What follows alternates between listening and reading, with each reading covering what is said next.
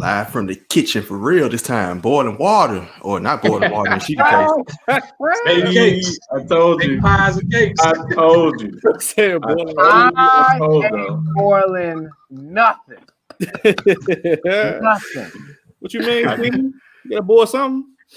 I'm telling you, Memphis light, gas, and water. Y'all been getting my money for how long? Why do I have to boil my water?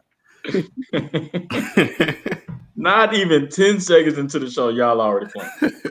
Of course. She's on 10, bro. This is the only time. This is the only time I miss being in Fieldstone because I would not have to put up with Fieldstone, power off. Power and water off. For real? I think the water off for sure. Under the water off for sure. So, okay, well, I take that back. Where you at? I take that back. Prayers out to y'all out there. Thank you. Thank you, too. Looking at Thank you. What's the temperature there? 59? Yeah, it's like 50, 60 something. you know what? Speaking of this is revenge from last week when we got on to. That's what it 70. is. This is revenge. Yeah. This is revenge, man. Yeah, 70 degrees. 70? Must be nice. Hey, Right. Must be bruh, nice. next week gonna be in the 50s. That y'all gonna feel like 80. Sleep. I told the weather, bro. It's gonna feel like the beach in Memphis. Like you want Right. to coming. Bro, the furthest that I've been is to my driveway. That's since Sunday. I hadn't been outside of my driveway at all. The most I've driven was actually today, and I was just trying to see if I could get food or whatever. And everything on my side is literally closed. Like the only thing was open, ironically enough, was Burger King, and nobody goes to Burger King. So As we discussed on the show. See how my buddy face it. Shocky, y'all know man still alive? Say what? Like I literally went up to neighborhood Walmart. I was like, I'm finna try to rack up my groceries while I'm on break. We're supposed to close that joint up at 1 o'clock. I was like, bro. I say no. It's real. No, Shocky, your snowman still alive, bro? Huh? Your snowman still alive? Rest in peace. Nah, man. You gotta check Twitter, bro. He head fell off today, bro. Status changed to a wave. You know what? I went outside, like the sun said. I took a picture. I'm like, oh yeah, he hanging home strong. He was leaning a little bit. Bro, about an hour later, look outside. Done. I was like, dang. Gotta raise one for my homie, bro. I'm pour one. All right, man. Sheedy. All right, man. Yeah, so for all y'all that don't know, well, hopefully, all of us that are listening, man, hopefully you guys are safe wherever you're at. You have power and everything like that. But also, man, check on your loved ones too, man, especially the older ones. Make sure they're okay. Give them a phone call. Phones and power do not go hand in hand. You can call someone on the cell phone to check and make sure that they're okay, especially with the elder community. But we're going into part 2 of the series of African Americans in higher education, so to speak. So if you remember from last week, it was Give Me 7, right? A Black person, an African American, was 7 times more likely to get an athletic scholarship than an academic scholarship. But what if we don't get that, right? We still want to get in the door. And so we're about to talk about the next avenue that we like to use. And unfortunately, that avenue isn't always the most pleasant, as we're going to talk about here in a moment. And that is the student loans. Don't talk to me about Joe Biden and his promises yet. I don't want to hear it. Let's talk about all this stuff before Joe was even about to wheel himself down to Washington, D.C. For his inauguration. So with that being said, let's go ahead and begin class. Now I'm going to give you all some facts and some numbers. I just want to hear you guys' response. And can I have everyone just come off mute and say the number 40? 40. Thank you. 40 represents 40% of white undergraduate students use student loans to pay for college, whereas 50% of African Americans use student loans. Now, I don't know about you all. I did have some student loans to pay for college, even though that was mixed in with my scholarships, right? And so don't tell nobody, shh, I'm not worried about paying them right now. We'll talk about that later, right? Now, I want everyone to come off mute and tell me and say the number 32. 32. 32% of Black and African Americans will graduate with at least $40,000 in debt. 40,000. And again, that number is only 32%. Now, waiting for it, 68%. Okay, well, it's really like 68.8%. So let's say 69. I like to round up.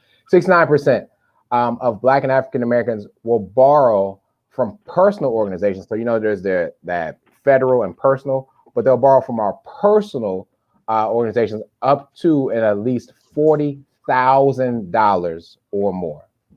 All right. I'm gonna hit you with one more fact. Well, really two more facts.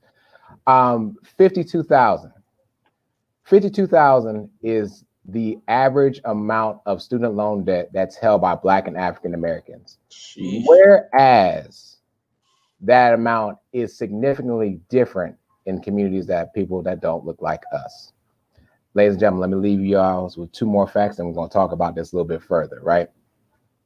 So, Black and African American school graduates owe a median of $25,000 more, right? So that number I just gave you, right? That 52,000, our counterparts are paying like 27,000. We're paying 25,000 more than that, so it's 52,000 in student loan debt.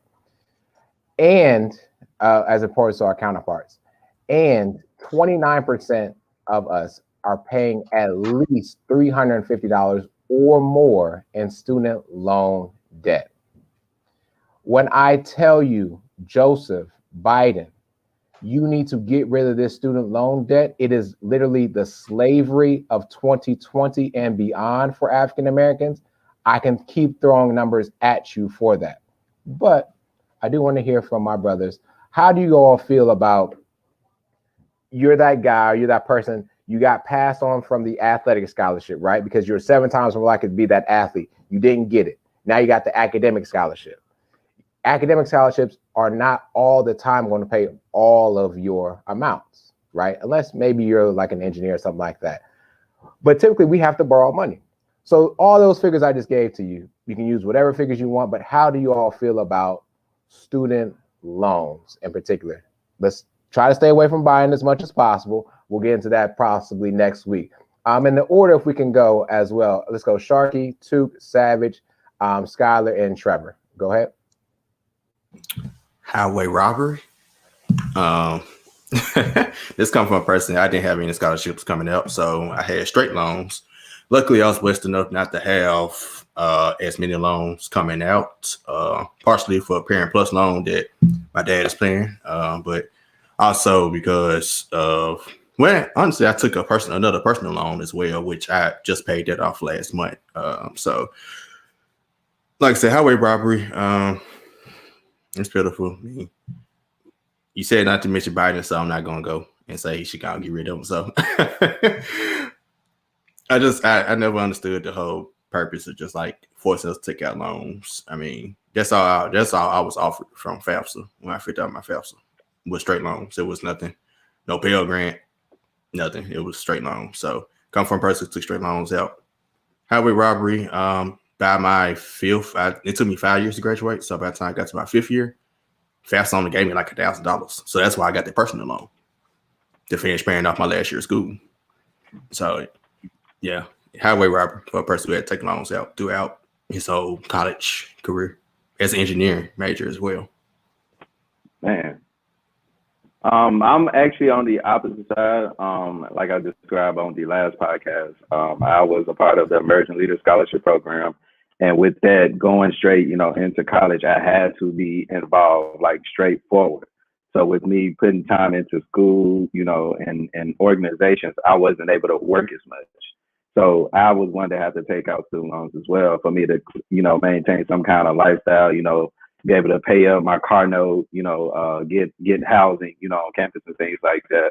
But yeah, I think that at this point, don't bring up Joseph, but like college should be free or it should be cheaper at this point. Like we shouldn't have to be, $40,000, $50,000 in debt coming out of school when it's supposed to be teaching us to be able to get a job and be able to provide, good lifestyles for us.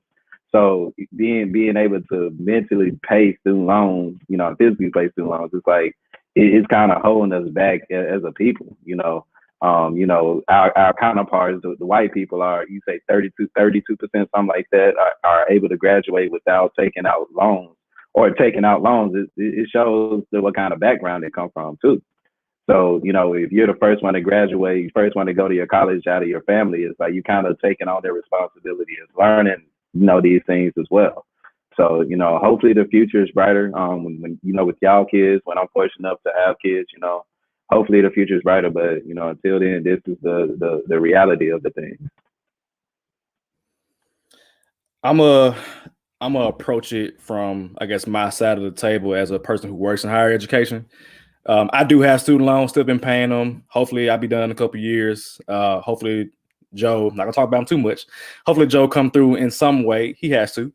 But I'm thinking about the student that is like a diamond in the rough that attends a underprivileged school. Like one of those, like, so I'm gonna throw out Westwood High School. Sheedy, you know about Westwood High School, I'm sure, because you work over there. We had the building right next door. Yeah. So I'm sure you know exactly what that school goes through. That school does not have as many honors programs, not as many AP programs, not as many IB dual enrollment opportunities, because that school is less fortunate than other schools like White Station and Whitehaven and other schools. There's going to be one or two students from that school that is smart enough to attend a University of Memphis, a UT or whatever. And unfortunately, because they did not have strong enough teaching and opportunity to kind of get some experience, some college credit with, like I said, dual enrollment or AP, they are going to come into college basically way behind everybody else. They might have like a 3.2 GPA, where it's like, if you put them in White Station, they would have had a 4.0 because they would have had stronger teachers and stronger opportunity. And so that student goes to college and does not have as many scholarships because they didn't have a strong enough GPA. And so what do? Take out student loans because they've been pushed and ingrained to say, hey, you gotta go to school to get a better job, get out of Westwood, get a better living situation. That stuff is pushed constantly to especially minority students, Black, Latino. And so when they get to college, and college is a little bit different from high school, so you got a little bit tougher classes, tougher professors who are not as empathetic for your condition. They see you as a number, like, hey, you gotta suck it up and get better. They don't have the experience of a student that's from a privileged background, like with parents that went to college, to say, let me pull myself up by my bootstraps and let me just go forth. That same student stays for about a year, maybe 3 semesters, and at some point, poof, they gone because they didn't have a support system. They didn't have the academic background, despite having a good GPA in high school. And now what do they have? They got 3 semesters worth of student loans because of a broken system beyond higher education. This is ingrained in the Department of Education system that's here now. That story, I've seen that story as somebody who's worked with first generation students, where it's just the system is against them. And so student loans, man, college in general, as a community, as a Black community, we are literally like generations behind our white counterpart. Slavery ended just 100-something years ago in 1865, bro. Like, and we right, Sheedy. And we just started going to college. Like, I am literally the first person in my family to go to college. 2010. 2010, bro. You're talking about almost 200-something years after slavery ended. I'm the first one in my family to go to college. It's people who have gone to college whose parents started the damn college. Like they got 4 generations of people that's been in college. And so all that to say, I know I've been long-winded. All that to say, it is no excuse for especially minority communities to have so much debt from college without having the system that supports it, starting from kindergarten all the way up until they get to college. So I'm a huge advocate for it. As somebody who has a well-paying job that can pay his loans off, I'm fine. But I know there are people who are not like me that can pay out their student loans who don't have a spouse that has an additional income to help pay that off. It's sick, it's disgusting, and I hope that our government comes through one way or another. 10,000 is not enough, period. That ain't, honestly, part of my friends, that ain't shit. That is nothing. So hopefully the government comes through some kind of way, but it's sad. It's just sad. Absolutely great point, Savage. Those are really good points. And I think I'm going to ride your coattail just a little bit. In my opinion, to avoid student loans as much as possible, I'm just one of those people that when Eva starts to get older, I'm going to push her to do something that she wants to do that she's going to love and she can make money off of. Because I feel like part of it, me personally, I feel like college is a scam. You talk going back to some of the numbers you just put out, she'd like that number is absolutely crazy. And I only had, I think, 11,000 in student loans when I graduated, and I just thought that was a lot, and just until I hear from other people on how much they have to pay for. So I'm just one of those people that like I'm just going to tell Eva like find something that you want to do, because this point in day and age, you don't have to go to school at all, and you could be somebody off YouTube. You gonna be on YouTube all day making $100,000 a year. So I'm just going to tell her to like. You go to. I'm just going to tell her if she wants to go to school, then that's fine. She doesn't have to necessarily go to a 4-year school. I think that's another thing that I wish I would say parents pushed our generation to do. I think it was kind of frowned upon if you went to Southwest first, or if you went to some 2-year school first. Like I know a lot of people that went to Southwest first and then end up going to a 4-year university or whatever, and they're much better off than me. So I'm just going to tell her, do what you want to do. Be happy, and if you don't want to go to school, then that's fine. Do something that's going to help you make money. So therefore, you aren't having $40,000, $50,000 in student loans. Okay, just making sure I'm off mute. For me, this whole process is predatory, and it really just starts from the moment you turn 18. When you start getting those friendly letters saying that you can apply for, a credit card and things of that nature and all that. So that's kind of like the stance I kind of took on that. As a guy who was fortunate enough to have basically his semesters paid for and then just have it taken away, simply because, a parent makes too much money, even though she's been at the same job for like the past 15, 16 years. And for them just to basically take that away, and then all of a sudden it's like, okay, well, what are you going to do? You got to stay in school somehow. So of course you're going to take out student loans. And then of course, at the time where everything happened, I was at UT. So tuition was already starting to go up like year by year for what? Of course, to build basically what you practically see now in Knoxville at this point. So like Skylar said, at this point, you really don't need school. Just find something that you have a passion for. Learn the necessary skills. You can literally learn it online, like in no time at this point. But yeah, just in the end, man, I just think the whole process is predatory. I have not started paying back my student loans because, to be honest, I couldn't afford to pay it back at this point. At this point, like Hushai said, if they're going to get it, they're going to get it in blood if I'm dead and gone. So, hey. Anyways, but that's just my whole take on the whole student loans. Come on, Hushai reference. You got your own spot. Go ahead. I'm sorry. I saw your hand go up. Man. Certifications, man. I've learned since we got out, since I graduated from college, bro. Certifications is the way to go. So anybody out there listening, I'm not going to say not go to school, but like Skylar and Trevor just piggyback just said, when I graduated, it took me a year to get a job with an engineering degree. I was pretty pissed, and I saw a lot of tweets and Facebook posts saying, what's the point of going to school if I got a whole engineering degree? And it took me a whole year to get a job, and it still took me like 3 years to really truly get off my feet. So certifications, I'm not going to say school was not worth it, but just there are other options. And I wish, like Skylar said, I wish as we was coming up, we were given those other options instead of my dad saying military or college. Choose one. Also a trade, certifications or trade school. That's trade. Another option as well. So yep. college ain't always the answer, man. Exactly. I literally only graduated just to be able to walk off the stage and say I was the first one in my family to graduate. I think that was more motivation to me for me to finish school than anything, because I really literally what I'm doing now, I honestly don't even know what my degree is, to be honest with you, and I can care less and I hadn't used it, right? So I mean, we got to change, but I think now that we know better, because I don't think, not to disrespect our parents or anything, but I don't think they knew better as far as different options. It was frowned upon not to go to college. You know what I'm saying? If you don't go to college, you're gonna go to the military, or you're gonna go do this 9 to 5 instead of pursuing your own thing, trying to figure yourself out. You know what I'm saying? So I think that played a huge part in my life. You know the quote. Dog, too. I remember we was in class and we had a discussion about you being a DJ. That's crazy. Like, you didn't even have to go to school. We was in sports management class, and you was like, I think I want to be a DJ. I was like, bro, do it. I mean, you don't have nothing to do with your major, but make your money, bro.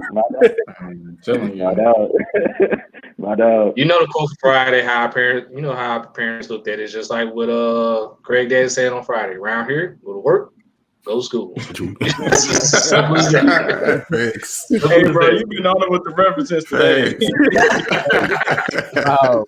I do want to talk about Savage's point real quick about support, and then get ready to close us out. The area that he mentioned is Westwood. We took over the building, the elementary school that's right next to it, and we got it as a turnaround school. For those that don't understand what a turnaround school means, it means that school was performing in the bottom 5% of the state, not the city, but the state. So Westwood Elementary, where you learn everything in elementary school, you learn how to put words together, sentences, paragraphs, math, all these other stuff. From K through 5, we have been doing a disservice in Shelby County schools or Memphis City schools at that time with those kids. And so to your point, Savage, they can't get ready to take on those AP classes and stuff like that because it wasn't even offered, because they didn't have the supplies and the resources available as early as kindergarten to propel them to get there. Yep. And then also, as we look forward into college or what have you, and the other end of the spectrum of kindergarten, when you graduate, so 4 years after commencement, listen to this, and then we'll be done with class. 4 years after commencement, 48% of Black students owe an average of 12% more of what they borrow.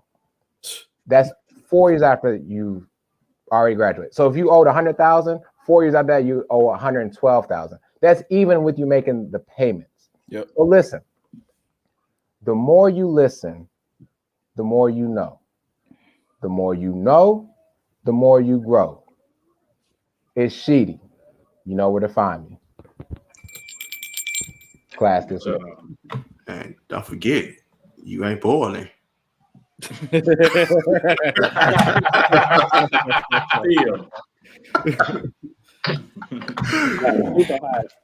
Super high. No. Great class. Great class. Sure. Awesome. Yes. All right. Let's get ready to talk some sports.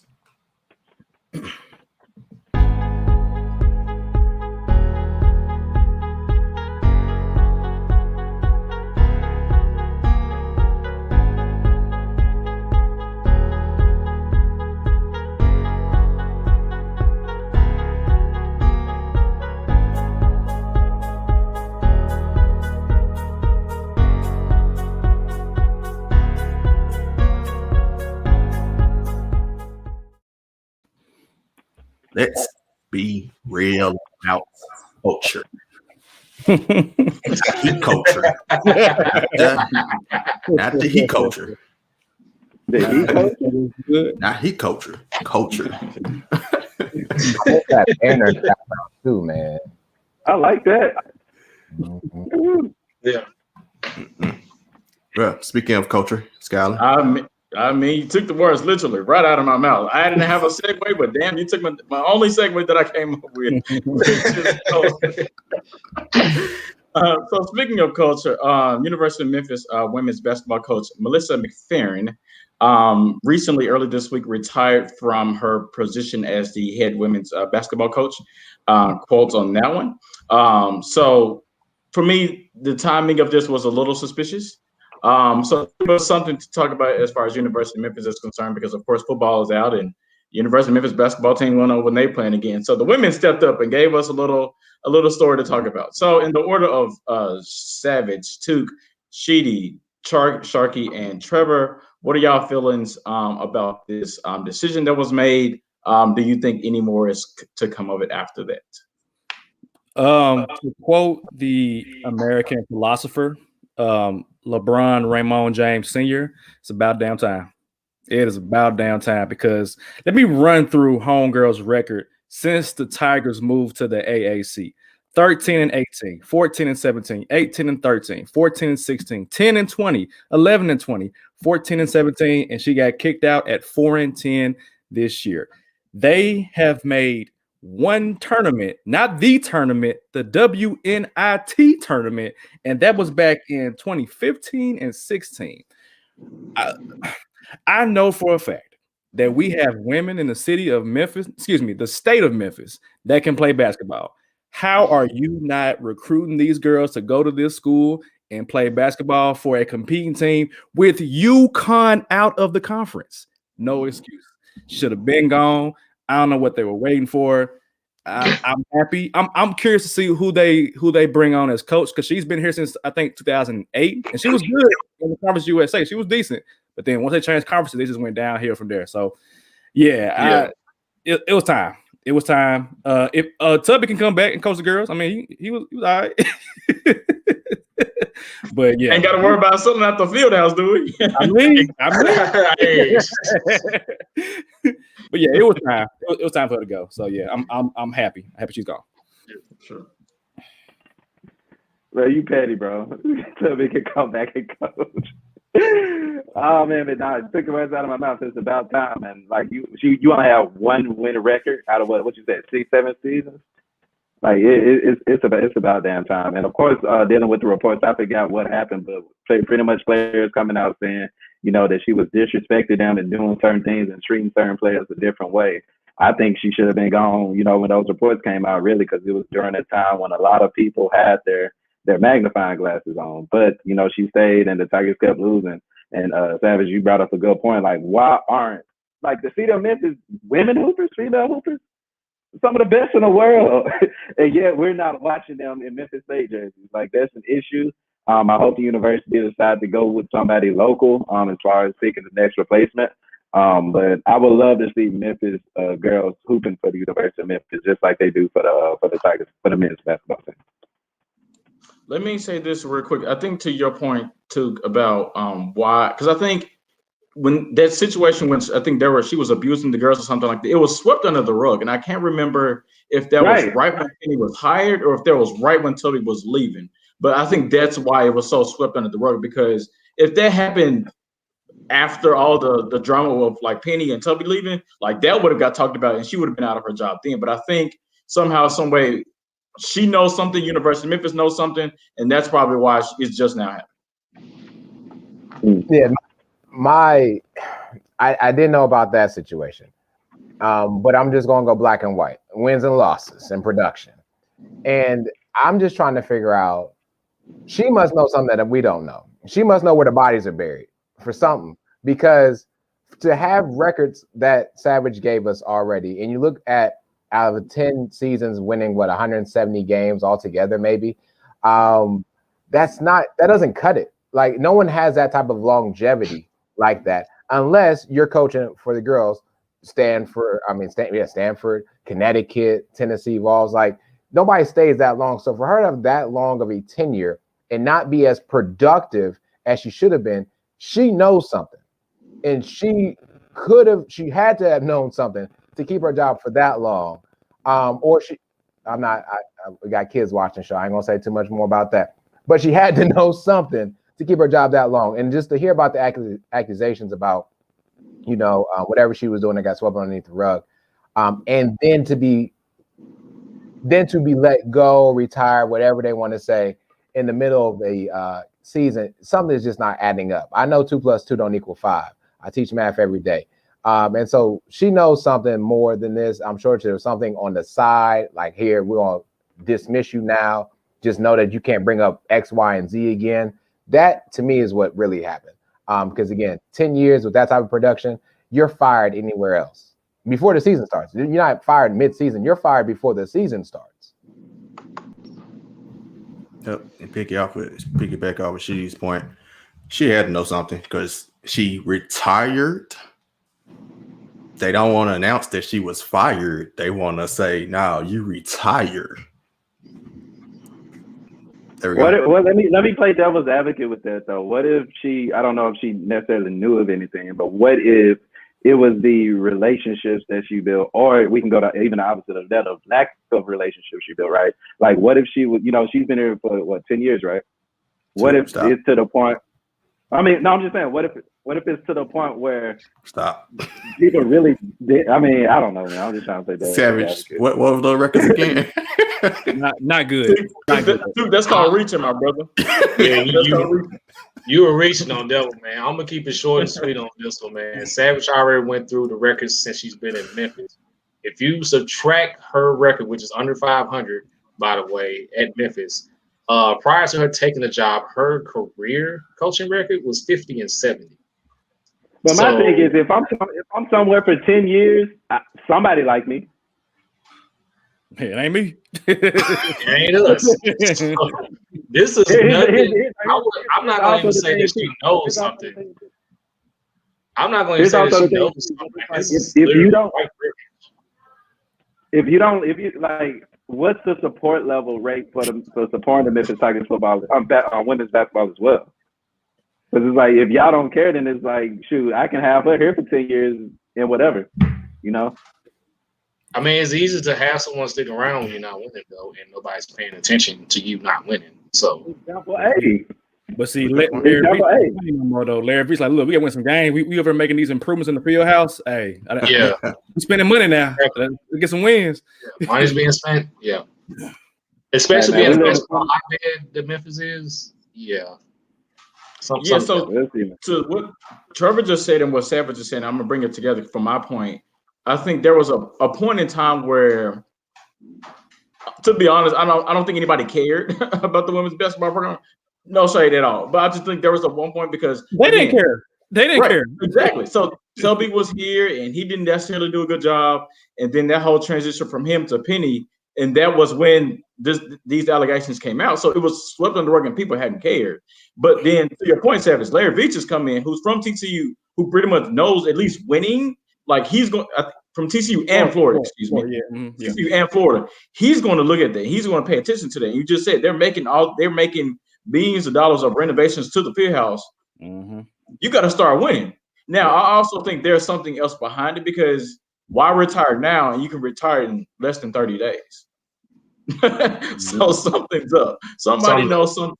I feel like I don't know. Somebody knows something, which to what Sharky said, I don't understand why you're retiring before the end of the season.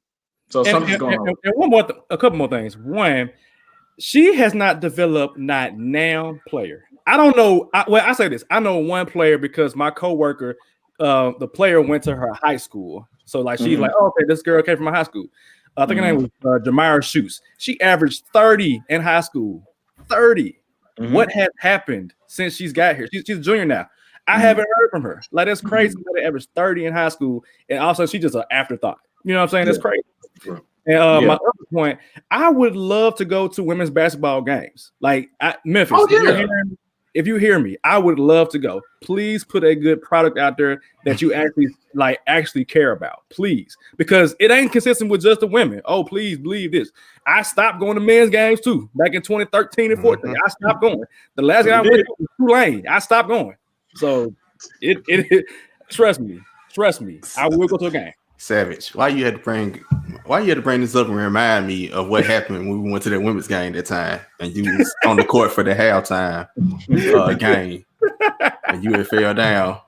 Bruh, wow. You might trip and fail. You was about to win that joint. It was like, I guess what you had to hit a layup or something and had to jerk to the other end. It might hit trip and fail. I know. Yeah, so to wrap this topic up before we move on, I hope that they legit do a really good extensive search for a good coach because so y'all already said there's good talent here. We all know that there's good talent here. It's a matter of getting that talent to stay here, one, and then developing that talent because you're in a winnable conference. UConn is out. So I'm not sure who else is first or second in the conference after for Memphis, but I think the conference is winnable, and therefore you can get it to the tournament. So let's just kind of see how the next month, 2-3 months play out, and then we'll go from there. Yeah. Cool. Speaking of more culture, I know, right? While the world was sleeping a couple of days ago, or if you were awake, or on the West Coast, Draymond Green, in a post-game interview after they had just defeated the Cleveland Cavaliers, went on to just give a brief soliloquy, if you will, on the double standards that takes place in the NBA. He referenced Andre Drummond, a guy who has definitely that's been publicly said that he's going to be on the trading block, and Cleveland has basically told him to not play. Like, he actually suited up to play in the game against Golden State, but then he was sent back, and before you know it, he was in street clothes. So basically what Draymond Green was highlighting as far as the double standard is players that come out publicly and ask for trades are all of a sudden vilified or, scrutinized in the media for wanting a better situation. Whereas a team can all willy-nilly can say, like, hey, we're openly shopping this person. And or they'll tell the player, like, hey, we're not going to play you because we're trying to, move you or things of that nature. And, of course, at that whole time, you got to stay professional. You got to try to stay in shape because you never know when you're going to move. Of course, he referenced the day Harrison Barnes was traded from Dallas as he was sitting on the bench. But because it's not finding out that he was traded to New Orleans until immediately after the All-Star game, which took place in New Orleans, which ironically enough. So I just want to get you guys a start on the whole notion of there being a double standard in the NBA, whereas we as a society are not holding these teams or organizations accountable as we do players. So I put the order in the chat if you guys can see it. So I just want to get you guys' take on the whole thing. Yeah, I think that it's like an echo. But I think that players across all sports. I mean, you've heard James Harden and loudly now with Deshaun Watson that players are not going anymore. So if you have a situation that is unfavorable, they're gonna speak out about it. And as far as like who is the one that's doing this double standard, we know it ain't us that's doing that. You got the media who for the most part is not us. And you've got those owners who putting those nuggets into the media to say, oh, this player, he was overweight coming into camp, or he was doing this, drop those little nuggets to make that person sound bad as a player, and worse as far as like them, when they leave out of the situation. I don't know. I see where Draymond's coming from, but I think that now players are taking a lot of power. I actually remember a couple years ago saying on LBR that, and this was like a joke at the time, but I was saying, like, yeah, quarterback's going to be making moves in the NFL and trade deadline. And now you see quarterbacks, the NFL, you don't have these players hostage no more. They can just decide, you know what? I know I'm good and I'm not playing. So y'all can figure something out. you got to trade me. And Deshaun Watson, he can sit out for as long as he wants to. I guarantee you there will be 31 teams at his door trying to get him, despite him asking for a trade and him being a black person. So, yeah, I see where Draymond's coming from, but I think that now, and it's happened in the past, starting with like LeBron James having a lot of power over the organizations. But shout out to him for inspiring these players to say, you know what, I'm out of here. Yeah. I don't want to deal with I don't want to deal with a racist owner, holding me hostage. I don't want to deal with a coach, or not coach, but a GM that won't bring in players to help me. So I'm out. I'm cool with it. I think for me, I was very appreciative of Draymond Green and him having the guts to come out and say this. I think we've all kind of known all this is going on, but I don't think some players aren't in the position as Draymond Green to be able to say some of this. So I definitely appreciate him for publicly saying it, because we've all known that there's a double standard with all this. So I think for me, I'm just I'm glad that this is being highlighted, and I also think that, like, to Savage's point, like, you're going to start seeing players like talking to get me out of here. I think for me, my biggest issue is just GMs not doing their job or owners not doing their job. You have some of these really good players, Deshaun Watson, Dame, but I'm just throwing names out there, and you don't do enough to please them or give them the necessary tools they should have in order to succeed. And so because they aren't doing that, you're starting to see a lot more players being frustrated with some of the positions that they're in. And so I'm glad that they're now speaking about it. So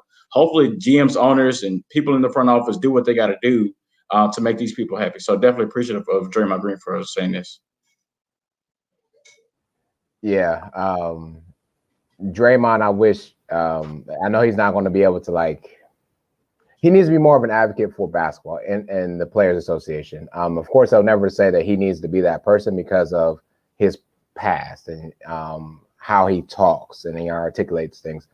But he can definitely be, a consultant for them moving forward. I think the double standard, I definitely agree with it. And at times we put sports and athletes on such a high pedestal, and it sucks.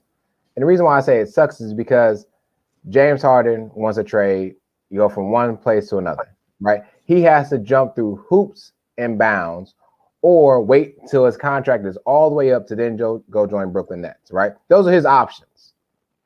Whereas we, as just regular non-athletes, right? If I don't like my job, I'm going to go find another job. Goodbye, right? But they're shackled. There's chains. These contracts are literally chains for people, and they keep you there. It's literally, here we go again. I'm about to say it in Black History Month. It's like slavery. I'm not trading you. Stay ready, but I'm not trading you, and I'm not trading you until I get what I want back. Period. And that's the end of it, right? And that sucks. But that's also the contract that they agreed upon, and that's also terrible. And there are definitely loopholes in everything. If we don't know, I know some other cultures that definitely know all loopholes in everything. And when we educate ourselves more on how to get through those loopholes, I think we'll see more things that we can do for ourselves. And like Blake Griffin, right, who is doing what he's doing right now. But you're also talking about like players, and with Drummond being the person that Draymond was talking about, that can really be beneficial for a team that is ready to take the next step or missing a piece to make a real run. And they are shackled to their contract to what they want because the GM or owner needs that return value. If you think back to slavery, I hate to put it there, you didn't trade slaves for nothing. You traded slaves for something else. Contracts are slavery. That's a word right there, brother Sheedy. That's a whole nother topic for a whole nother conversation, brother. But first thing, like, shout out to Draymond. Like, at this point, I think we can all agree that he'll be the next Charles Barkley on NBA on TNT, right? He's definitely developing, into a person that's gonna say what he's gonna say. Always been that way. That's why I love and respect him so much. But Savage, you took the words literally right out of my mouth when you brought up the influence of LeBron James, right? Like, players feel more empowered to do what they want now more than ever, and it's because of LeBron James. And we talk about his influence. That we're literally seeing it right before our eyes, and it's trickling down towards football. And because of that, owners and management don't like it. Like, hold on, you shut up and dribble a ball or sit down and do whatever. So I think the unprofessionalism that's going on within these leagues, they gotta stop.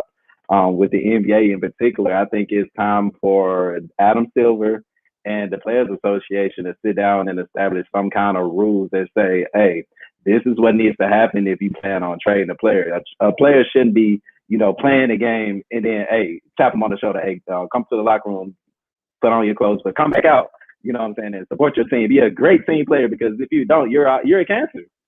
You're a cancer if you don't. We've seen it done before. We've seen Jimmy Butler turn into the villain of the league. You know what I'm saying? So I think Adam Silver and like I said, the Players Association need to come down, establish rules so there can be some kind of thing going on. Like, allow the player to sit at home. save them from the embarrassment of just sitting there in street clothes. If I know I'm getting traded, then I shouldn't be here. Let me stay home. I shouldn't have to be at work if I'm not needed at work.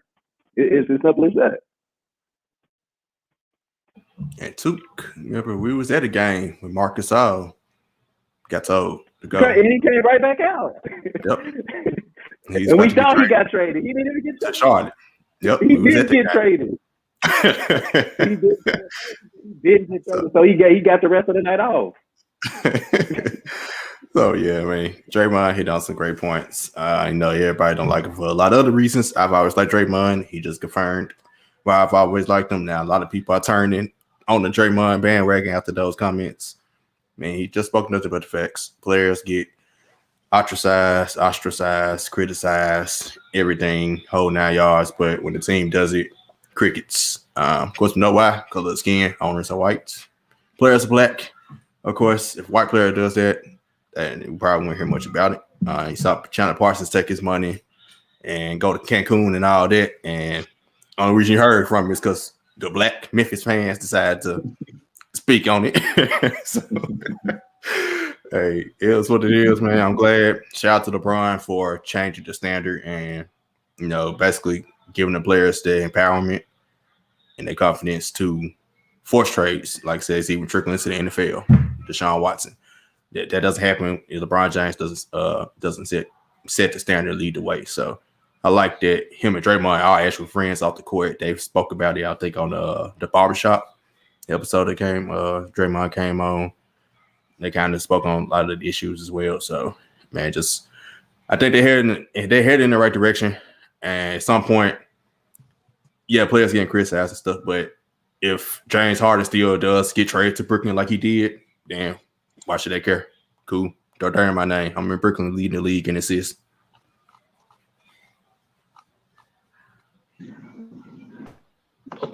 My bad. Anything else anybody want to add before I kick it over to my alien brother? No, man. Oh. All right, so try and convince me why I should be excited about the NBA All-Star game.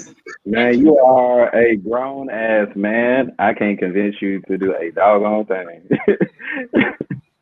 But the All-Star and you supposed to be Michael in office, and I'm supposed to be the Dwight to your Michael. See, come on, bro. You screwing up already, bro. All I can do is just be here and try to provide some kind of leadership, bro. That's all I can do. But the All-Star starters were revealed last night. We can start, I guess, for each conferences. Let me know how y'all feel about, the All-Star selections. I know we, for the most part, don't care about the All-Star game, just like the players don't. But, let's talk about it. We have it. So let's start off in the Eastern Conference starters. Kyrie Irving, Kevin Durant, who voted captain, Giannis, Joel Embiid, and Bradley Beal, who's averaging, the most points in the league. So how do y'all feel about this? Any wrongs? I'm okay with the East. I'm happy that Bradley Beal finally gets some recognition. He's out there by himself on the island in capital. Like I don't know. It's the truth. I don't know what more he can do to carry his team. But Kyrie and KD are hooping right now. Giannis, Milwaukee Bucks ain't looking too good. He's the right MVP for a reason. And Joel Embiid is playing like it's 1999 with big man coming through. So I'm fine with the East. I'm fine. Yeah, no, for me, no issues with the East as well. No issues with the East. Just not a big fan of Giannis, as Savage has already said, but it's the East, so who cares? Yeah, I'm a Heat fan, so I'm definitely not a fan of trash Antetokounmpo. I know you expect no Heat player to be starting. Now Starkey. No going down that rabbit hole. Not today, not yesterday, not tomorrow. No, sir. But what I will say is, I believe I don't agree with the starters. The only person I would replace out of the starters, not trash Antetokounmpo, because I guess y'all can keep him, but I believe James Harden has done more than Kyrie Irving for that team. And it has been an integral part of that. He won the game by himself. And I haven't seen that from Kyrie this season. Kyrie has not carried this team by himself. James Harden has carried this team by himself with less. If Kyrie even had the team, he still had Spencer at the time. He still had Karis LeVert and some other players. So to me, I would give the nod from Brooklyn, James Harden, and not Kyrie. That's all.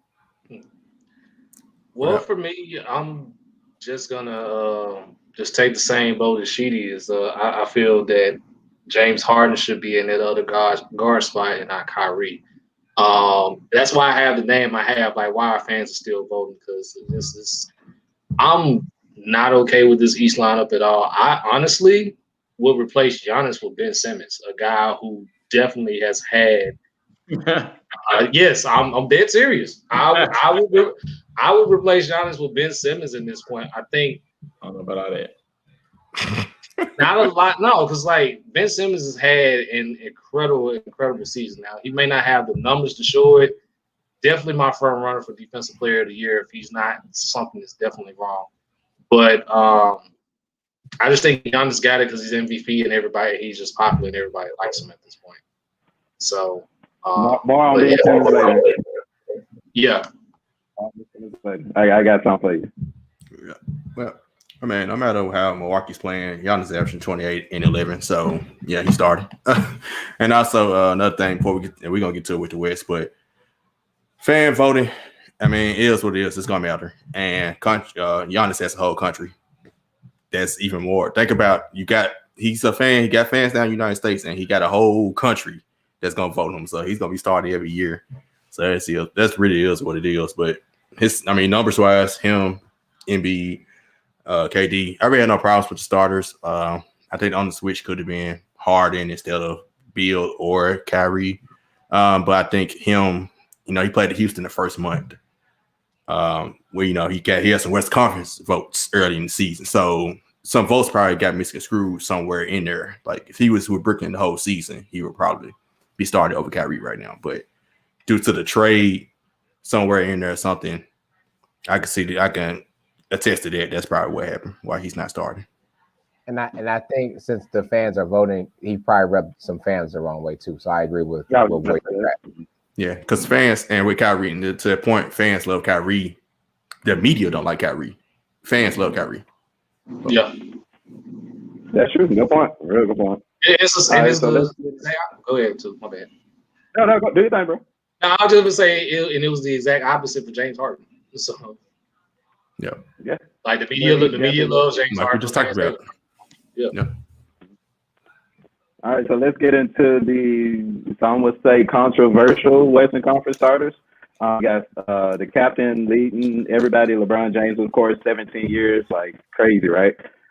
Steph Curry, Nikola Jokic, Kawhi Leonard, and Luka Doncic. Same order. How do y'all feel about the Western Conference? Was anyone in particular snubbed as per usual?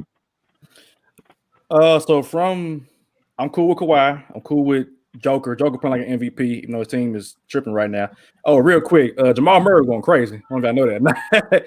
That's right. He finally away. I know, right? Bubble Murray. LeBron. I mean, it's LeBron. He got his own lock until he retire. I mean, that's just what Steph. I mean, we know not to poke the bear with Wardell. My problem is with actually Luka Doncic because Luka's team is trash. I agree. And I really feel like, and this is going to sound crazy coming from me, the fact that Donovan Mitchell's not starting is kind of crazy to me because the Jazz have the best record in the West. I know it's the regular season, but I mean, Donovan Mitchell has exceeded expectations from when he got drafted. Like he's put up 25 a game, 25, 5, and 4. I mean, to me, at his size, like that's respectable for him to be starting. I'm not mad at Luka. Luka, again, has a country. He's an international player. A lot of people like Luka Magic. He's averaging like almost a triple-double. I understand it, but I think I would like to see Donovan Mitchell get the nod over Luka. For sure. I think for me, I don't have any issue besides the Luka pick. I think this is the league's attempt to make sure they push as much Luka in our face as they can, and they're definitely trying with that. They're trying to figure out who's going to be the next LeBron. If that's going to be Zion or Luka, and so they just keep pushing this Luka thing in our face. I'm like, okay, I'm tired of it. And so I think that's why he got the. I think that's why he got the nod. In my opinion, I would have either went Donovan Mitchell or Dame. In my opinion, they've had a better season, but then you say Luka's team isn't good, but then Bradley Beal's team isn't good either. So it's just like, I get it, but I don't know. I just would have I would have either went Donovan Mitchell or Dame to replace Luka. Just me. Yeah, we aren't too far removed, are we, from last season when Trae Young. Worst team in the league. Right. I mean, the trash. But anyways, I definitely agree that Dame literally actually I'm gonna put Dame first. I think Dame over Luka. Dame has been carrying the Blazers without his other wingman and without his big again. And so Dame is there. But I also think that somehow or another you get Donovan in there too. And Donovan deserves to be there. I don't care how do I put this. He's on the best team. They've been streaky in terms of winning games. He is the closer. He is the person that runs that team. So how can you tell me that Donovan does not mean that much to a team, or it shouldn't be an all-star starter when the team has won 19 out of 20 of their last games? And that's because of him. Mainly. So Donovan Mitchell deserves to be in there. Now, who's that take out, you ask me? I'm definitely taking out Luka. I think we all agree that Luka Magic is not it right now. You keep Wardell, though, because the same way that Dame has been carrying his team, Wardell's been throwing up that three and been carrying his team. Okay? And been killing up Heat fans. But I don't know who to take out because LeBron is LeBron. The Joker is putting up MVP stats. I guess the other one right there will be the four. It would be Kawhi. But then again, the Clippers are in the top three in the West. And so they also deserve someone, to be representative of them. And I know we're not giving Paul George the start. That's right. That's another part of some rumpy trash. Probably having a better season than Kawhi. I'm going to say Loki having a better season. I ain't going to. I just keep going. I'm right, and I agree. But to me, it's hard. You only got 5 players, and to me, at least 2 to 3 of those spots were already solidified before the All-Star game was even mentioned. Oh man. So my whole issue with the West is I would have, like Sheedy, I would have put Dame and Donovan Mitchell in there. And I actually would have taken out Steph and Luka. That would have been the 2 I replaced. Yeah, Steph has had an incredible season, but you got to reward winning at some point. Like Dame and Donovan. Dame is doing what Steph was pretty much doing, but he's winning more games in the process. And Utah has the best record in the NBA right now. They won 20 of their last 21. So and it's been because of Donovan Mitchell, who's been their closer. She just referenced. So you have to reward winning at some point in some fashion. This is why I hate that the fans is voting, because the right people is not going to be in. Some people that should have been started is not going to be starting. Y'all just reference Trae Young, not me. Put my head down, because I know he's going to get a spot on the East where it should go to Zach LaVine, but it's I hate it. I hate it. So I think that's all I hate. I think with me, I mean, we're comparing apples to oranges because all the players who mentioned it are going to be on the All-Star team, so it's just a point of them starting. The starting mean that much. Like I said, fan voting, the fans, this event is for the fans. So when we go down to it, the fans are going to get a big input. And with Luka, you got a whole country once again. But the problem, I guess, what I didn't like about that was Dame had more media votes and more player votes, but Luka got the tiebreaker because of fan votes. I do disagree with that and that portion.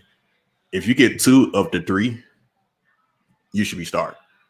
So I believe it should be Dame and Steph. And also, I guess my problem, with the stars would be I hate the 3 front court players and 2 starting backcourt players. In my opinion, I would not start Kawhi. and I replaced him with Donovan Mitchell and just start 3 guards with Dame, Steph, and Donovan Mitchell. That would be me personally. To reward Donovan Mitchell for the best record in the league. Reward Dame, who just dropped off Luka to win the game just a week ago. And like I said, even him and Luka, I mean, you look at the numbers. I mean, Steph second in the league is scoring. I think Dame third and Luka fourth. They all like 30, 29, 28 points a game. Like, right, they all tick for tack. So, like I said, we're comparing apples to oranges. They all going to be on the team. So it's not that big a deal. The biggest snubs to come next week when we see the reserves and we see who don't make the team. That's when we really be debating. Right. Who got snubbed. I'm preparing myself to go off on Trae Young because I know he's going to get a spot in Zach LaVine's. And the referees. Referees help. Of course. I'm preparing. Good point.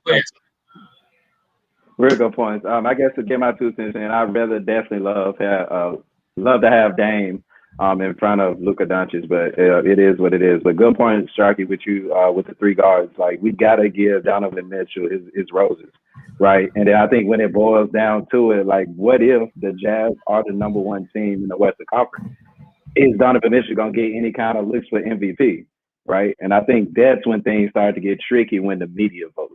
Having the media part of it, because we say, we don't want the fans to vote, but this is their game. They got to have some kind of say in it. And it's best to have, some kind of say in it.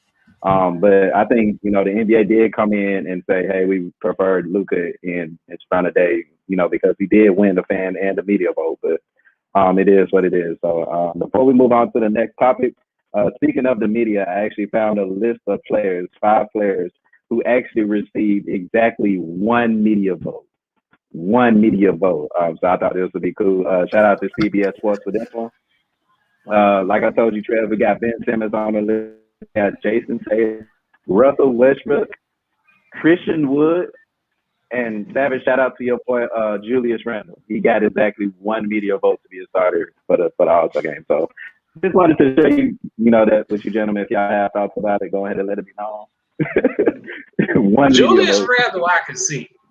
And Ben Simmons, I can see. Yeah. As much as I love Russ, why? Why? Let me tell you something. Let me tell you something about these votes, dog. Let me go switch over to fan votes. Klay Thompson was top 10. Has Klay Thompson played? I don't recall seeing him play a game. Since when? 2018, 19? When? When Dallas Caruso on the top 10 too? Yeah, I was about to go there. Yeah, Caruso. What the name I saw in there from the Eastern Conference? I want to say it was somebody else that was just kind of like, what? I can't think of it right now. Hold on, let me see if I can find it. I got you. Yeah, hey, I should say that. You know what? We're gonna circle back. We're gonna circle back today on your board. As a matter of fact, I'm gonna find it. We're gonna circle back. Don't do it. Trevor, you find it. Your board. We're gonna break that up on your board. I got you. All right. Let's go back to culture, though, Savage. Oh. Obviously, have some culture there. Well, ladies and gentlemen, it's the end of an era. Carson Wentz is no longer the quarterback. Why are y'all laughing? You look happy. I'm conditionally happy. I'm happy that we moved on with into the future of Eagles football. But Howie Roseman is still the GM, so I can't get too happy. But anyway, Carson Wentz has gotten traded to the Indianapolis Colts for a conditional 2nd-round pick. They can turn to a 1st-round pick and a 3rd-round pick, I believe, is for this year. So the 2nd-round, 1st-round pick is for next year. The 3rd-rounder is for this year. So I have my thoughts on it, but I want to hear from y'all first. And I want an unbiased opinion and thoughts. So I'm going to start with Sharky first, and then I got the rest of the order in the chat. So go ahead. Let's tighten up on Tuesday. Let's tighten up. I'll be discussing the whole impact for the Colts more so than still listen to it, but I'll be talking more about the Colts because Titans division, of course. Yeah. For this show, I'll be discussing the Eagles pretty much. Y'all pretty much got it was a pretty good deal. 3rd-round pick and 2nd-round pick that could become a 1st if he stays healthy. That's pretty much because he's not getting benched. I mean, I don't even think Jacoby Brissett is not even gonna be there. Even if he was there, he was getting benched for him. I don't care how bad Wentz played. He's back with Frank Wright over there, so he's starting as long as he stay healthy. So it becomes the first. By what I was hearing, about what y'all offered, that's about what y'all can do. I mean, honestly, gave him a good situation. I really still kind of confused as to, I guess, with the Doug Peterson thing. Did they fire Doug Peterson for Carson Wentz, or was it just, all right, we tired of both of them, get rid of both of them? So they fired Doug Peterson because they actually wanted to keep him, but Doug didn't want to bring in new coaches to bring in new offensive philosophy because he had gotten stagnant on offense. So basically that's why he got fired. So he was getting fired either way. Okay. Then Wentz just still wanted out. You know, it was just like, okay. Wentz didn't like Howie Roseman. Also Doug Peterson, but it's more about Howie Roseman, which again, back to what I was saying before. Yeah. So let's see. Y'all did best y'all could. We'll see what I would say y'all should go ahead and continue with Jalen Hurts unless quarterback fall. What pick y'all have? 8? 6. By the way, the mock drafts are looking. The top 3 quarterbacks will be taken by that pick. So y'all have to make a trade up higher. Maybe y'all can use one of those picks y'all just got for the Colts to try and get up higher along with the 6 pick to package. But honestly, if y'all don't get, of course, you ain't getting Trevor Lawrence because Jacksonville and trading that. So if you wouldn't get definitely if you Wilson or Fields, stick with Jalen Hurts. I don't know much about Trey Lance. Y'all just took a chance on the Carson Wentz D2 quarterback. So I don't. No, thank you. Go ahead, give Jalen Hurts that shot next year. If he's bad, y'all gonna have another top pick. Right. And y'all salary cap situation is messed up anyway, so y'all kind of jacked up. Ooh, that's a lot of dead money. For me, man, it was just a matter of, just seeing a good friend of mine happy. Like, you look happy, bro. You know what I'm saying? Happy spouse, happy house. I mean, I'm pretty sure like you got the whole good vibe going on since the trade happened, bro. So that's just congratulations, bro. I mean, still according to your tweets, like just to be on the serious note for a second, the Colts did have a pretty good defense last season, and you've been on record to say if Carson Wentz were to get some new energy and go to a good team, he could be a good player. So I think that'll be more than talking, whether you rank Carson Wentz, because I'll call you the Carson Wentz professional at this point. Whether you rank him, top 10, top 15, whatever, we have to talk for another day. But I think that he'd be going into a good situation. And with the Eagles, let the black man fly, no pun intended, but let him do his thing. Get him some help and go for it. Go for it. The Carson Wentz trade, to me, like, why is Deshaun Watson still not traded? But I'll digress. It's coming. I'll digress. We'll talk about what actually did trade, right? It's coming. Hey, Sheedy. Deshaun Watson's going for a whole lot more than what Carson Wentz going for. That's what I was about to get to. Right? So, and this one team in particular making room for him. Just wait. Before the season started, I think we can all mutually agree that Carson Wentz was the best quarterback in that division, or at least battling with Dak, I guess, for the best quarterback. But he outdueled Dak. Exactly. So to me, Carson Wentz was the best quarterback. To now go the next season. So after 16 games, you're telling me only one team wanted him, and the only reason that one team wanted him was because of their head coach. If Frank is not the head coach or not coaching at all, Carson Wentz is still an Eagle at this point, unfortunately, for you. But fortunately, he's going to go to definitely a better situation for him. There's a better offensive line, let's be honest. There's more help for him. I know you're high on Miles Sanders. I like what Miles was doing too as running back, but they just have a better complete team. And to be honest, this team was, possession or two away from at least doing a little bit more in the playoffs. And so does Carson Wentz give them that? Let's hope so. They're trying to revive. I don't hope so. Oh, well, I mean, that's nothing to do with me. After NFC, the AFC, it's y'all's problem now, right? Like Tom Brady is my problem, Carson Wentz is your problem for now. I don't know about problem, but yeah, he's there. Okay. Twice. But cool. I think it's a better situation for them. And with the Eagles, I mean, Fletcher at least has a ring, but I mean, at this point, I guess he could be gone too. Yeah, like at this point, I think it's time for you guys to just kind of just rebuild and give me 2 wins next season against the Cowboys, and I'm pretty sold and happy about that. But I stand with that. Well, as I said in the group, Wentz to the Colts was inevitable at this point. It was just a matter of time before they actually pulled the trigger on this. And it's solely because of Frank Reich.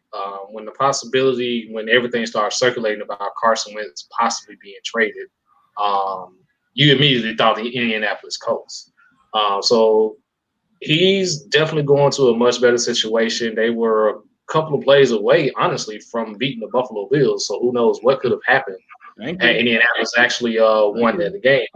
They have a great defense. Pretty sure if he goes there, you might get a nice little resurgence of T.Y. Hilton at the receiving spot. Free agent. Definitely the ball pretty well. He's a free agent. And, he's a free agent? Mm-hmm. Oh. He might not be back. But they got Michael. They got their Ricky though, Michael Pittman. I was like, there you go. Good. Okay. So it'll be interesting to see what happens there in Indianapolis. As far as the Eagles is concerned, the Jalen Hurts era has arrived. I am happy to possibly see this. With Jalen Hurts now at the helm, let's just hope that he stays there. Hopefully, y'all draft a receiver with this 6th pick so you can give him a potential weapon and maybe make some noise. So that's all I got. For sure.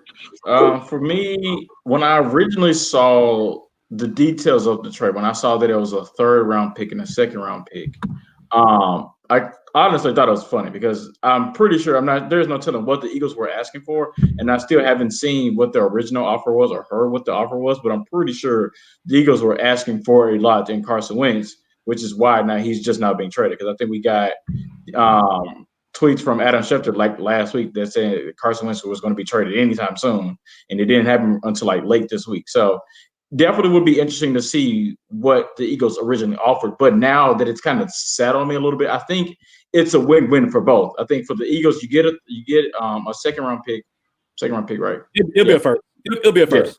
Yeah. Right. Which I think because of the ramifications within the deal, I think it'll become a first. So I think that knowing that you got a first and knowing that you got an additional pick out of that for Carson Wentz, and you now no longer have to deal with the headache, I think that's good for the Eagles, and now you get to move forward with Jalen Hurts to see what else the draft. But I think for the Colts, I think it's good too because I still think Carson Wentz can play. I think it's just a matter of he needs to be in a system where he's familiar with. I think just because he lost so many offensive coaches. I mean, of course, Doug Peterson was still there, but Frank Reich left. Can't remember the other coach that went to. Was it Matt Nagy? I think. John DeFilippo, he left and went. Yeah, I think he went to Chicago, right? Yeah. So losing those 2 coaches who were that played a vital role into your development as the quarterback for the Eagles, I think that was a lot. And I think also he was dealing with injuries. So I think him going to Indianapolis under Frank Reich, I think it's good for him because it's a mental reset for him. He's in a culture, within a system that he's familiar with. I mean, he's behind a good offensive line. I think for the Colts. They have some key free agents, not only offensively, but defensively as well, too, that they need to tie up. But I think they could battle with the Titans. I wouldn't say that the Colts will run away with the division, Savage. But I think the Colts and the Titans are now neck and neck. Because if you saw what Frank Reich did with Phillip Rivers, was not bad last year. Trevor just pointed out that they came a few players from actually beating Buffalo and could have ended up moving on to the next round. I think Indianapolis is better, in my opinion, if they can get those key free agents back. Yeah. So as far as the impact for the Colts, I'm in on the Colts winning that division. So long as Titans don't do anything on defense, because the defense last year, according to my guy Shark, recording. Look at the numbers, dog. Then now, Sheedy, your old teammate or whoever you played against, what's their name? Bowen. Same Bowen. Mm-hmm. Yeah. I'm in on Wentz being in Indianapolis because he will actually listen to Frank Reich. Y'all saw the reports about Doug Peterson and Carson Wentz. I don't know what the hell was going on in Philadelphia, but it was a shit show. Putting it honestly. So I'm happy for him. I I do plan to cheer for him because I do want to see him do well. He wasn't a bad person or even a bad player. It just he had a traumatic experience that happened in Philadelphia. A traumatic experience to see your team that you led to 11-2 record go on and win Super Bowl without you. That's traumatic, man. So I hope he does well in Indianapolis, except against the Eagles. As far as the Eagles, thank God this mess is over with. We still got one more cancer to pull out of there because you got Howie Roseman. So I'm not hoping for the downfall of the Eagles, but I mean I wouldn't be mad at it if Howie Roseman got fired. I'm cool with that. I do want to play a game of Would You Rather really quick. So I have two quarterbacks. One of them is Carson Wentz. Carson Wentz was this past year. He had 2,650 yards passing, 16 touchdowns, 15 picks, and 7 fumbles. Would you rather have him or the next quarterback? He had 3,725 yards passing, 19 touchdowns, 14 interceptions, 3 fumbles lost. Now, Wentz did win 3 games this year. This other quarterback won 7. Who would you rather have or trade for? I hate when you do this. This Jared Goff. It's not Jared Goff. I would probably still go with B. Because there was a lot of turnovers for Carson Wentz. That's a lot. Yeah. That's a lot. I got Carson Wentz. Trevor, who you picking? I mean, one for the other quarterback. I'm sorry. Yeah. Who you picking? Yeah. I'm playing a name we all like. Why should be a name we all like? No, go ahead. I'll come back to me. I'm trying to figure out who this other quarterback is. All right, I'm about to come back to that. No, if you figure out who it is, Andy Dalton. if you figure out who it is, don't say who it is. Alex Smith. You said 7 wins? He has 7 They wins. won Yep. 7 games. They won 7 games. All right. Who it is? Don't say who it is. No, come on, don't cheat. Come Man, on. give me the other. I'm just looking at the standings. I'm not gonna look at the actual. Okay, but go ahead. I'm just gonna look at the standings. That's all I'm gonna look at. He said 19 touchdowns and 14 picks and 3 fumbles. Yep. He got a lot of help by his defense, is what that sound like. Carson Wentz didn't have no help, so Sharky, you know what? Go ahead. give me Carson Wentz out. Carson Wentz. Okay, so Carson Wentz. I think I know who the second quarterback is. I think I know who it is, though. I'm not gonna say nothing. Okay. Trevor, who are you picking? Give me Carson Wentz. Carson Wentz. Okay. Been quiet over there. Now, is it off the information that you know? Right. That's because y'all know. Okay, so you know. Okay. I know who the I second think I quarterback is. know. Okay. I got an idea who it might be. Okay, Took and Sheedy. I think I know who it is. Come on. And Come on. give me B, man. Give me the second B? player, man. Okay. I got 2 for B, 2 for Carson Wentz. Come on, man. Yeah, I'm not going to look, man. I said that I believe in Carson Wentz before the season started, even with this dismal year. So I say Carson Wentz, man. So we got 3 for Carson Wentz and 2 for quarterback B. Quarterback B is, drum roll, please. Oh, my bad. Really quick. Carson Wentz got traded for essentially a first-round pick and a third-round pick off of a significantly worse year than the other quarterback. The other quarterback got traded for a first-round pick and a fourth-round pick. The quarterback is Sam Bradford. Yeah, last year with the Eagles. His last year with the Eagles, he had almost 4,000 yards passing, 19 touchdowns, 14 picks, 3 fumbles lost. He had a better year than Carson Wentz. Barely. They traded for more. That's correct. Barely. Barely. And also, sorry, you said he had a good defense. I said it sounded like with them stats. With 7 wins.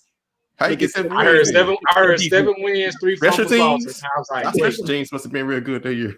No. Leave time alone, man. How you get 7 wins? No. Sean Jackson back there. Who's y'all running back? Let's make a running game. I don't even remember. Sam Bradford. I have no idea. I looked it up, but yeah. I know why he got 7 Was wins. it Shady? I don't think it was Shady. It might have been DeMarco Murray trash. Matter of fact, DeMarco Murray. Oh, that year? Trash. That year. Okay. I remember. I got to put out 7 wins then with them stats. Hey, must be nice. He's a winner. He's a winner. That's all I care about. Not in Philly. But yeah. Is that like the only year he was there? You said what, too? Was that like the only year Sam Bradford was there or something? 1 year. Yep. 1 year. I feel, because I ain't get too much. I forgot Sam Bradford played with him. Me too. I forgot Sam Bradford played. Period. Right, what? All right, man. Obviously, at least your next segment, your boy, man. Who bored out here? What y'all got for me? I got some stuff to share. I think you might just need to go. What one started? Yeah, I think we all on the same page. So just all right, I'm gonna start with what I saw earlier. The Savage shared with us on Twitter. Discuss tonight. One, I was gonna put this as a tennis topic. I decided to go against it. Shout out to Naomi. Yeah. I'm a fan. Shout I've been a fan. I've been a fan of hers. I mean, she's 23. She's on the way. But this is similar to the Pat Mahomes, Tom Brady, 25-year-old Pat Mahomes. So I'm already crowned him as GOAT.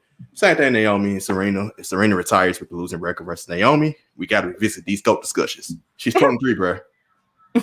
This person bored or not, bro? Come in, like. Yeah, I think he's very bored because he said let's discuss it, or I said he can revisit it because there's nothing that we need to discuss on about who's the greatest of all time between what Naomi could be and what Serena was. For me, it's the impact that Serena made on the sport. I think in this day and time, I don't think, regardless of how many Grand Slams that Osaka comes up with or whatever she ends up with, her impact would not be as great as Serena's was, period.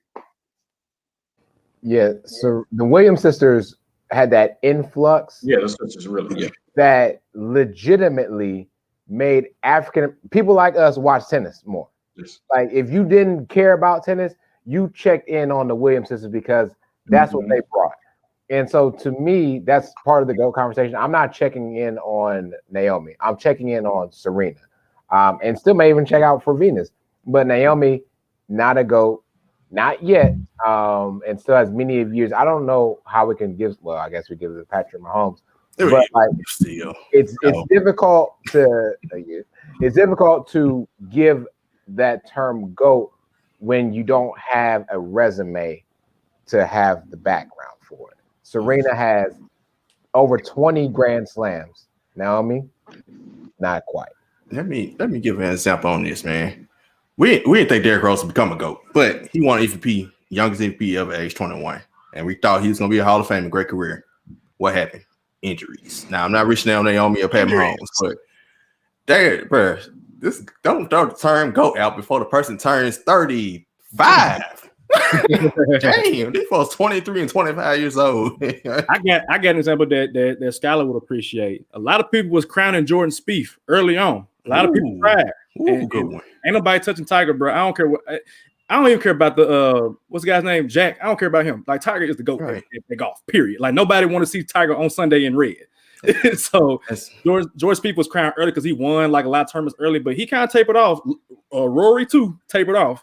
So like y'all said, it's too early to say Naomi's a GOAT. Somebody might come up right behind Naomi and be like, nah, actually you ain't better than me. Yep, Coco. Sloan's still out there, so let's chill a little bit. Matter of fact, speaking of GOAT, you go to. I think we just got to look at this like society of being like everybody wants to go, like everybody wants to be the GOAT, everybody wants to see the GOAT. It's always GOAT, right? And I think like you made a good point. Like she's not even 30 yet. Can we add some things? Like she just became old enough to drink damn near. Like, can we just pump the brakes? Like Serena, everybody knows Serena Williams. Like we talked about this last week. I think of something like that. When we name 4 people that we think about as we can say the GOAT or the Mount Rushmore, Serena Williams is on that Mount Rushmore list for a reason. So I get it that Osaka is like the one of the best up and coming like Patrick Mahomes. We get it. But Serena and Tom Brady the GOAT for a reason. Greatest of all time. Naomi ain't even Venus. Chill. She ain't even Venus. Venus was the best player at one point. Let's relax. Every GOAT needs time. Every GOAT needs time. You can't be a GOAT without it. Here's my whole take on it. If I can share my screen real quick. I'm gonna respond to this tweet in the following way. So just give me a second. Also, before you go, the Greases must be hella bored right now, but we'll keep it to what we're talking about now. Oh shoot, 1 point game. So let me respond to this in the following way. All right, this job will play.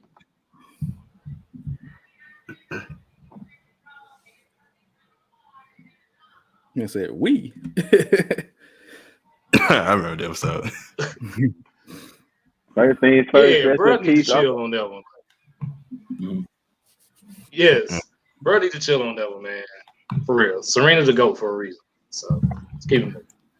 Just know, coming forward in Would You Rathers, we're gonna have a couple Would You Rathers debating goats, the actual goats, the people that are old enough to qualify as goats. We'll do like a single sport versus single sport, team sport versus team sport goats. We're gonna have a couple Would You Rathers coming up for those. But let me go to another one. We are part of GPB, Shaft and Joe Moden, next and Parker Fleming and but they have been bored a lot lately with all these trade ideas. Sorry, bro. Had to speak on it. Hey, appreciate we record Started Friday tomorrow. Listen to us every Monday. Speaking of which, go here, dog. Now, this is not as bad as the Dylan Brooks ones, but still, I'm sorry, bro. Frank Ntilikina ain't giving me nothing. Nothing.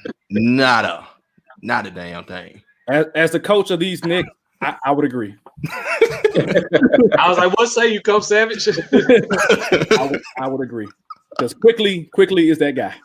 And my thing is like, why would you trade a role player for another guard? We got like 18 of them. Like, nah. I understand that.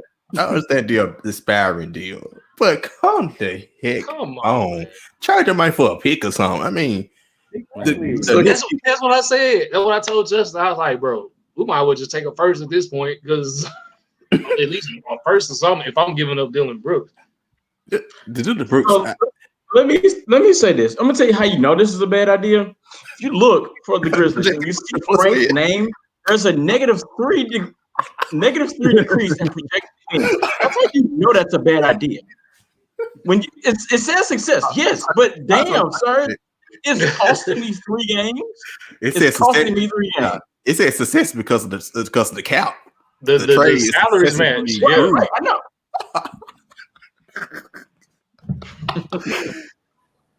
I just can't wait for this ice to melt so we can all so y'all can get back out. This was before the ice.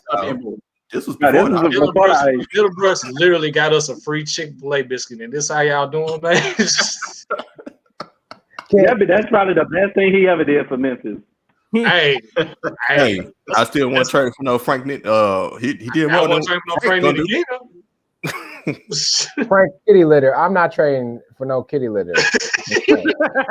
Frank kitty litter. I mean, give me my man Dang over Frank kitty litter. Bruh, Sheedy, get out, Sheedy. Get out right now. Oh, bro, y'all out of pocket, man. Now every time I see that man on TV, which won't be much, by the way, because he don't play much last time I checked. But every time I see that man's name, Wicker got all his minutes. Oh my God. On Black History Month, Sheedy. Black History Month, that's what we doing. All right. Remember I said we revisit the NBA fan voting, and you're bored. Okay. Here we go. Let me start. Let me go over to the Eastern Conference because I did mention Derrick Rose earlier. I'm just sorry. Yeah, right there. Why is Derrick Rose on? What? Man, he's a Nick, bro. What you mean? Hey, no, Derrick Rose is looking open, but he should be no top 10 guard though. Yeah, I wouldn't put him as a top. Okay. All right. We have yet to mention Andrew. And he shouldn't be a 7. He is the same as Derrick Rose. He's having a good year, but he should be no 7. Hey man, you know what I'm saying? Melo's having a good year. He shouldn't be no 10. Just telling the truth. Klay Thompson, Alex Caruso. Come on now. Alex Caruso having a really good year on all this stuff. But come on now. This is why. I'm not gonna bring it up. Alex Caruso gonna mess around and make an All-Star game one of these years, and that's when they finally gonna start revisiting the fan votes. I promise you. What makes it a few years ago when Zaza Pachulia was voting All-Star starter, he was this old. He was this. That's when fan vote. If you want to take out fan vote, should have been like nah. But that's when fan vote was like 100%. Then after that, they had made it where the media and the players, fan vote became 50% because of it. The thing about the Alex Caruso 371,000, the reason that's funny is because that's all Laker Nation. That's it. Exactly. That The is only people that's voting for Alex Caruso. Everybody else, you can be like, okay, cool. I can see people being a fan of like Fred VanVleet, like Colin Sexton, CJ. Okay, Clay. Like, even though Clay shouldn't get that many, all of that 371,000. That's only Laker Nation. I promise you that. Same thing with weekends. Same thing with weekends. That's straight Dub Nation. Well, that's probably some outside. I mean, he's having a really good year. I can't front like he's not, but that's mostly Dub Nation. Dub Nation in Minnesota. Hey, say what y'all want about Wiggins, man. He did his thing against Adebayo the other night. I said he having a good year. Yeah, Wiggins having a nice year. Caruso ain't even getting paid as a guy who's been critical of him, I would give it up for Andrew Wiggins. He's having a nice year this year. Hell no, I'm not giving it up. The hype. Bandwagon. And the hype must have died down on Zion for him to be 6. Yeah, and he's having a great year. I ain't gonna front. He's still getting $1 million though, man. $1 million votes is kind of But still, though, I thought the way they hyped him up last year, you would thought he would be second to LeBron. Damn near challenging LeBron for first. Right. Yeah. But that's more so media though than fans, because fans honestly hate Zion. Media loves, so he'll get in off like the subs, but voting fans don't like that man that much. So yeah, the book is out on Zion. Sorry, it's the same book that's out on Giannis. I think I saw yesterday when I was watching the game. I think Giannis is averaging like 83 points in the restricted area, shooting like 25% from the restricted area on back, which is around the same as Zion. Somebody need to tell the Grizzlies that then. Okay, I know, right? Just too soon. One thing about it ain't so soon. It's over with now. See you tomorrow night.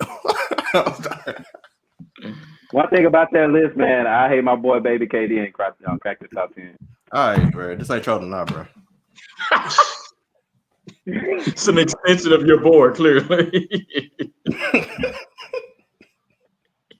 I hate my boy. I mean, you know what I'm saying? Maybe next season when the fans realize how good of a player he actually is. Is he going to be there next season? You're bored. Anybody else got anything last minute? Your boards. MLBW board, is it? Yeah. They're bored. Sheedy. The ice is melting, man. We almost there, y'all. We almost there. It's almost time. I'm just ready to go back to my mailbox. All right, what? She's been in my mailbox in over a week. Well, to end the show, I had the shirt on. Recreate the culture they love. The Heat culture? No. Obviously. Let's go back to your board then, to Miami Heat. Man, we're about to discuss these. Sorry, motherfuckers. Yes, I said that, Sheedy. You got some. You want to challenge that? Oh wow! Snap! I have never. I am appalled. I am outdone. A lot of hostility, man. A lot of hostility right now in Heat Nation. Next week. What would you like me to say? I agree that we are not where we need to be. I agree that the culture is not whatever. I agree that right now, if you look at the teams that made the Eastern Conference Finals and the Western Conference Finals, we are the worst of all of those teams. However, I do not doubt that we'll still make the playoffs. And I do not doubt that we can still do something within the playoffs. But we got it, what is it with me? Jerry Jones and Pat Riley. We can't buy Myers Leonard again. Get him out of there. Now. Dwayne Wade, get me out of there. Immediately. 20 plus on him and Kelly Olynyk, and y'all could use some of that money to bring back Jay Crowder. But that's just me. Anything to bring back Jay Crowder. Yeah, what Iggy doing? I ain't heard from him. Still not getting his haircut. Time than he needs to. Not getting his haircut. Lord have mercy. Guys, we could have attempted to trade for James Harden. Ain't doing much either. Hey man, Bradley Beal out there. That's all I can say. I was just gonna say Bradley Beal's out there. That's all I gotta say. Get rid of Tyler Hero. Because getting the playoffs and being tough out that's cool. That's cute. But we had for It's honest last year. I ain't looking to get the playoffs and be a tough team. I told you, you can be a Bulls fan again, bro. Like, just go back. Just go back. All right, man. It's been a good episode. Go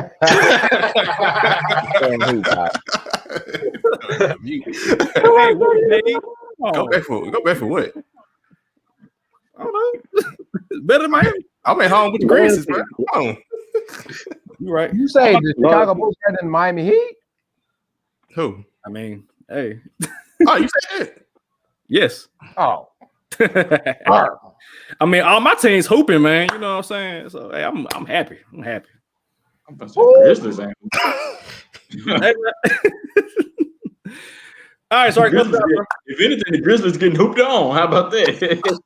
I bet it's Josh Jackson too, because I checked the box score. He got 15 right now. Is he in the game? They extended it back out to 13 with 2 minutes to go. It's over. Oh, okay. It's over. That's a good business. All right, man. I ain't worried about it. I'll be on the couch. Wife is gonna come get me anyway. So, hey. Right.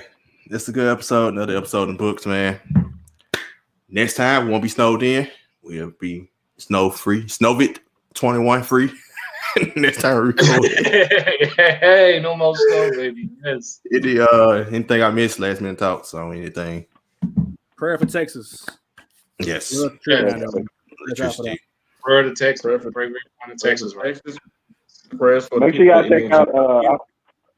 I'm pretty sure everybody here is watching so far, but if you haven't, make sure you check out Judas and a Black Messiah. I saw it last night. Pretty much changed my life. So yeah. Powerful. Watched it twice. Very powerful. Whoever got an HBO Max, let me know. I'm trying to watch it. I got you tonight. Matter of fact. All right. Definitely gotta watch. Say less. All right. Till this time. Just